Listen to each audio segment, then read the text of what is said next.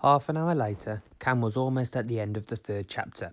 He had ended up rereading the same paragraph nearly 12 times before he realised that the book wasn't going to keep him awake. Throwing in the towel, he set the book aside and rested his eyes for a moment.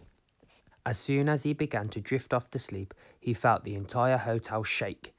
Cam's eyes snapped open and he sat up, looking around. The room was still, but he was wide awake. Did I just dream that? Cam wondered. Nothing in the room seemed out of place, and he couldn't hear sirens or anything that he assumed would announce the arrival of an earthquake. He wasn't sure. In Kansas, when someone spotted a tornado, weather sirens would ring out one after another. Maybe they only do that for tornadoes, he said to himself. Cam got up off the bed with a groan. His shorts were still a little damp from the sea, but he was too tired and sunburned to do anything about it. He walked over to the sliding glass door and pulled it open. He took a few steps onto the small deck 10 floors above the hotel's island-themed property. Below him, he could see people swimming in the illuminated pool. The thatch huts they used to serve drinks and snacks were lit up with multicoloured bulbs. Cam looked over to the left.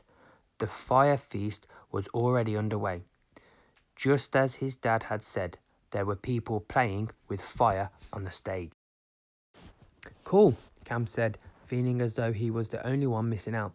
Even the poor roasted pig was in attendance. As he slid the door shut, an explosion shook the entire hotel. It felt as though a superhero had power punched the side of the building.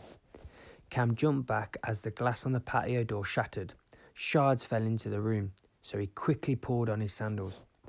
Cam looked around, uncertain what had happened or what he should do.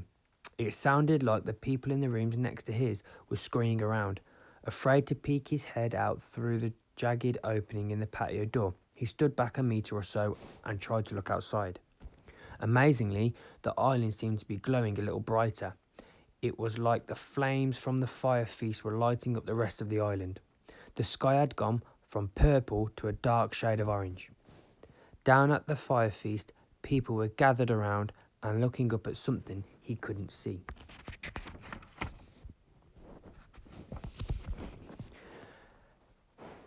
But even from 10 floors up, Cam could tell they were pointing at the sky. Maybe a plane crash, Cam wondered. That would explain the explosion. He remembered that the airport was quite close to the island's mountains. Cam went to the hotel room door. He peeked out through the peephole. He could see people running past the door, moving quickly.